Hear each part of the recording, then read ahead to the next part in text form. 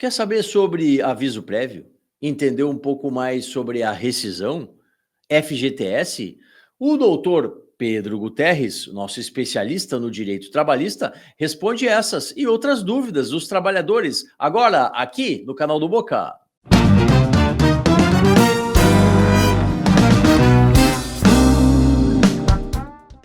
Minha esposa está há 5 anos recebendo do INSS por problema na coluna, pois ela trabalha há 7 anos, de 7 a 8 horas por dia, em pé, de caixa operadora.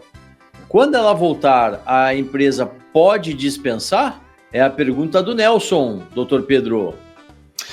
Nelson, veja só, pela descrição das tarefas e do modo de execução delas pela sua esposa, ao que tudo indica, esse tempo em pé durante a jornada de trabalho pode ter desenvolvido esse problema na coluna ou ter, pelo menos, participado no desenvolvimento desse problema.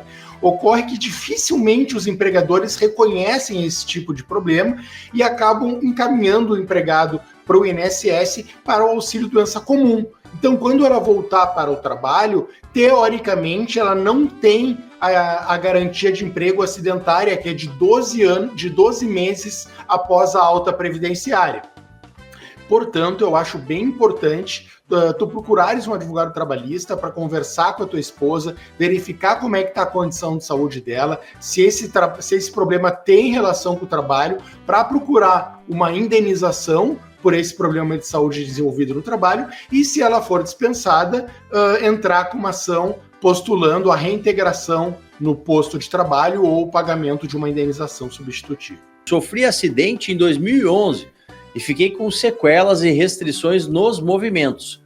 Tenho algum direito à indenização, doutor Pedro? Antônio, eu vou presumir que esse teu acidente seja um acidente do trabalho, tá? Faz bastante tempo, foi em 2011, né? Então, essa questão da prescrição nos acidentes de trabalho, ela é muito delicada, porque apesar de fazer muito tempo, dependendo do tempo que tu ficou em afastamento previdenciário, e mesmo depois do afastamento, o tempo que tu ficou em tratamento, até a consolidação dessas tuas lesões, isso pode movimentar muito o marco prescricional para verificar até quando tu pode buscar um direito à indenização. Porque, de fato, se tu sofreu um acidente de trabalho e ficou sequelado em razão desse acidente, tu tens direito a uma indenização. Só tem que ver se ainda está no prazo de cobrar isso. Independente da indenização trabalhista, se tu ficasse com sequelas, tu deveria, na tua alta previdenciária, ter recebido o benefício do auxílio acidente do INSS, que é aquele antigo chamado de pecúlio, que a pessoa continua recebendo mesmo após voltar ao trabalho, porque continua com uma sequela decorrente de acidente. Trabalho numa empresa por 20 anos, mas não quero ficar mais. Com a falta de colaborador, ficamos muito sobrecarregados. Você faz o seu e o dos outros. Não quero ficar. O que fazer, doutor Pedro? Doutor Solano, esse para mim é um dos assuntos mais delicados do direito do trabalho no momento, que é a questão da rescisão indireta e do pedido de demissão.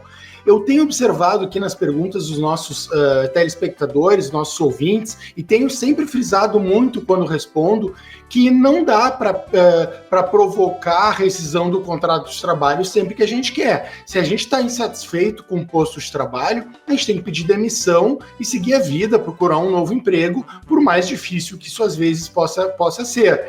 Agora, se há de fato um descumprimento contratual pelo empregador, se ela está mesmo sobrecarregada, a alternativa é ela denunciar o contrato de trabalho e pedir uma rescisão indireta judicialmente.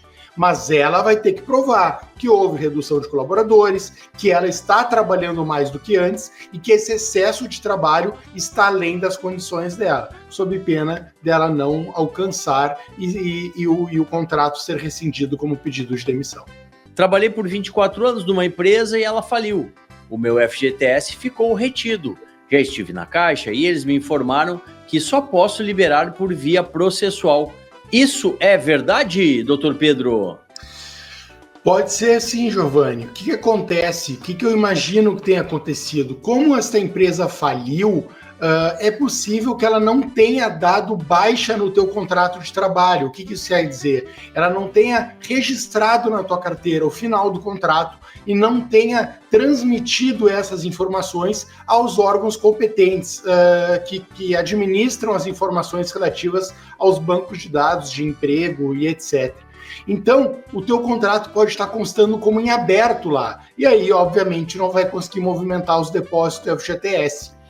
Uma das soluções é procurares um advogado, entrar com uma ação trabalhista para que seja dado baixa na tua carteira de trabalho e que o juiz emita um alvará que permita que tu movimente os depósitos do FGTS, sacando, transferindo para uma conta, utilizando para a aquisição de moradia pelo Programa Financeiro da Habilitação ou qualquer outra opção do teu interesse. Não estou mais gostando de trabalhar onde estou. Como falo para sair sem perder meus direitos? Trabalho à noite e sou hipertensa. Pergunta repetida aqui para o senhor, doutor Pedro. Primeiramente, bom dia a todos os nossos ouvintes que nos escutam e nos acompanham pelo YouTube e pelo Instagram. É muito bom ter a audiência do pessoal das redes sociais. Segundo lugar, é aquilo que eu falei anteriormente, doutor Solano. Não podemos banalizar o Instituto da Rescisão Indireta. Se a nossa ouvinte não está gostando de trabalhar onde ela está e ela quer sair, o correto é ela pedir demissão. Ela não vai perder direitos, porque ela não tem direito às parcelas que ela quer receber, que é a multa de 40% do fundo, o seguro-desemprego e o aviso prévio. Esses são direitos para as pessoas que são dispensadas imotivadamente, aquelas que perdem o posto de trabalho de surpresa e recebem esses direitos para se reerguer. Quem não quer mais trabalhar, pede demissão e sai com 13º proporcional, férias proporcionais e saldo de salário. A empresa que trabalho já pagou insalubridade. Hoje não paga mais. Pode parar de pagar? É a dúvida do Gesiel, doutor Pedro.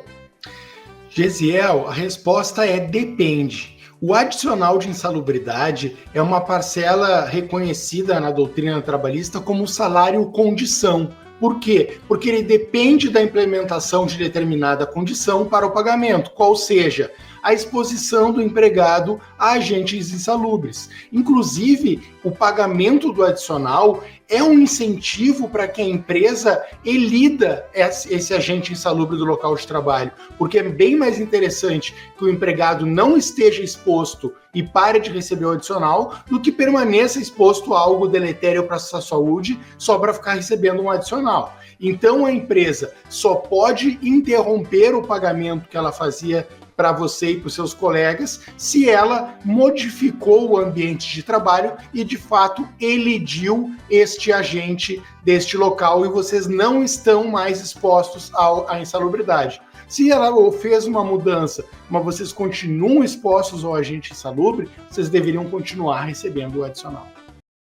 Fala, turma! Gosta de conteúdo jurídico? Então aqui, o canal do Boca no Trombone é o espaço para você. E ainda, você pode mandar a sua dúvida e ser respondido por um dos nossos especialistas. Mas tem de seguir. Te inscreve agora!